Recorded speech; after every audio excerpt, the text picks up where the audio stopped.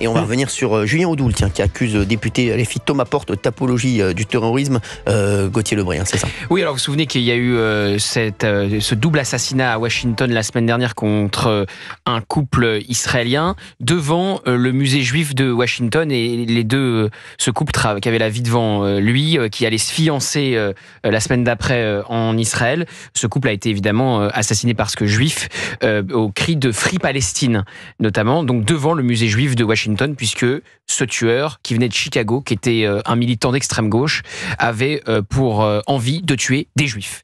Et il a donc crié Free Palestine. Et quelques minutes après le drame, il y a Thomas Porte qui a tweeté Free Palestine avant de supprimer son tweet. Et donc tout le monde s'est dit, est-ce qu'il n'a pas tweeté Free Palestine en référence à ce qui s'est passé à Washington.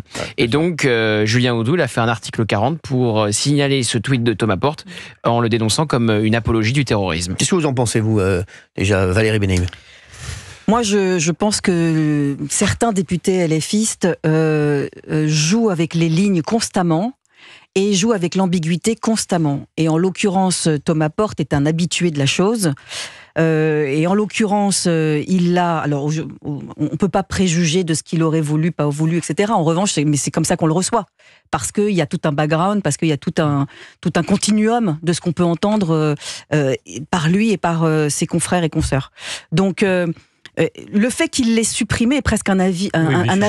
Il est là l'aveu. Voilà. Parce que s'il pouvait l'assumer en disant « ça n'a aucun rapport, je ne l'ai pas fait parce que… mais en l'occurrence, il le supprime. Et donc, quelque part, c'est une forme d'aveu de sa part. Voilà.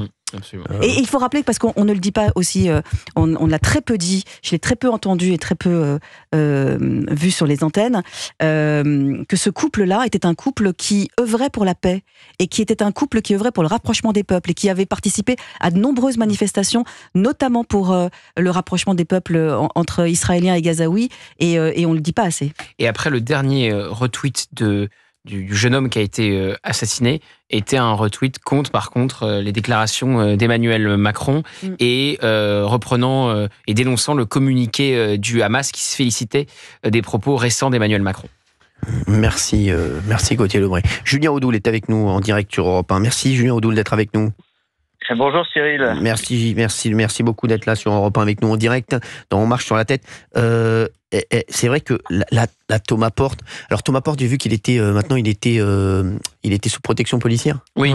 Voilà. C'est-à-dire que vous critiquez les policiers, oui, c'est ça. Jusqu'au jour où ils viennent vous protéger. Exactement. C'était pareil pour Louis Boyard. Ils doivent être contents, les fonctionnaires de police. Oui, je pense à eux parce que se mettre au service de quelqu'un qui vous déteste, c'est pas aisé. Julien Audoul, qu'est-ce qui a motivé votre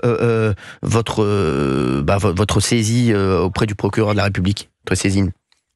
Je pense qu'il faut à un moment donné que le cirque antisémite s'arrête. C'est-à-dire que les députés de la France Insoumise, et particulièrement Thomas Porte, qui est coutumier du fait, qui est l'un des pires dans le relais de la propagande du Hamas, qui est véritablement un député de Gaza, parce que Thomas Porte, il a plus le kéfier palestinien que le drapeau français autour du cou.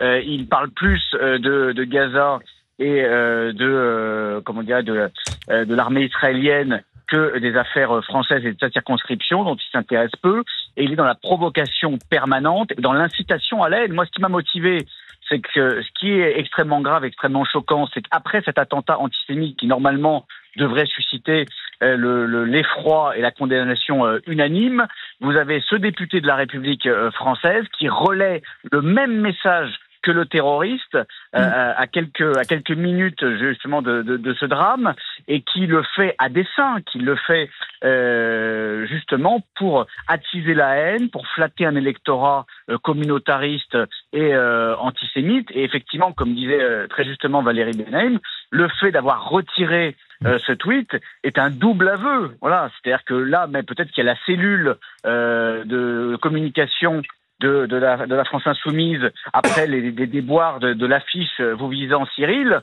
qui peut-être a dit « Oh attention Thomas Porte, tu as dû aller un petit peu trop loin, il faut rester ambigu », mais c'est très clairement signé, c'est la France antisémite, c'est un tweet clairement antisémite, et c'est pour ça que je l'ai signalé à la procureure de la République.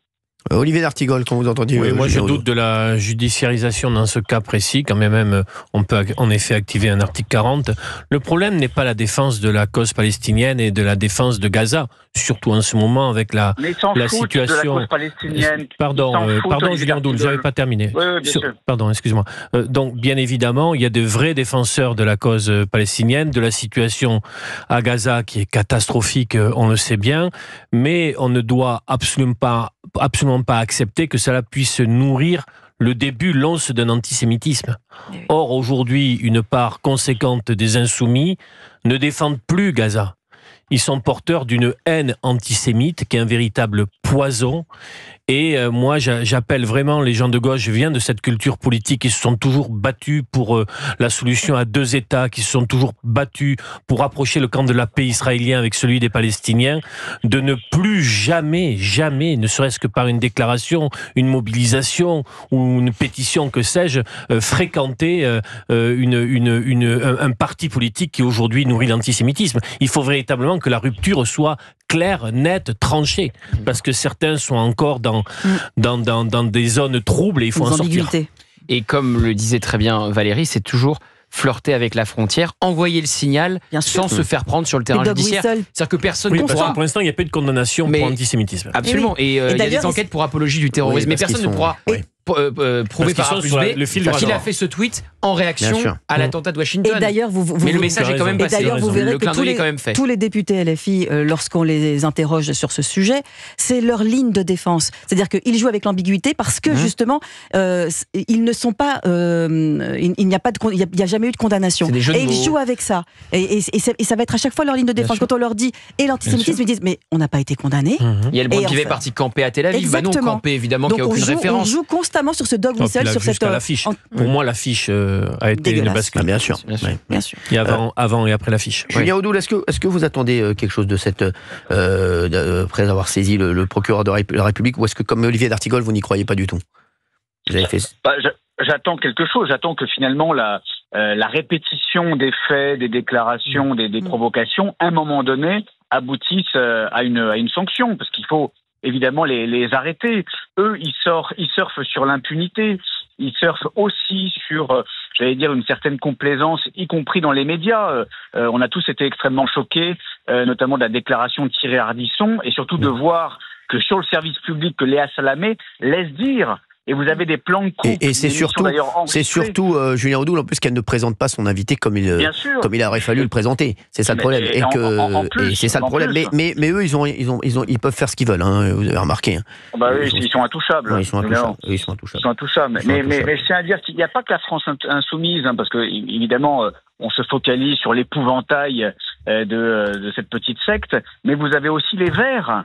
Là, on a quand même une succession de déclarations nauséabondes et de faits qui peuvent être caractérisés comme antisémites. Vous avez la maire de Strasbourg, qui, lors d'une mise en scène, en fait, exhibe une carte donc qui nie l'existence de l'État d'Israël.